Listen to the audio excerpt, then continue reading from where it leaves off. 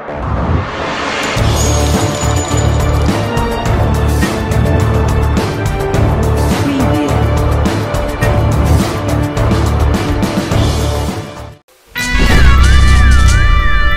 से सोना है, जाग जाओ।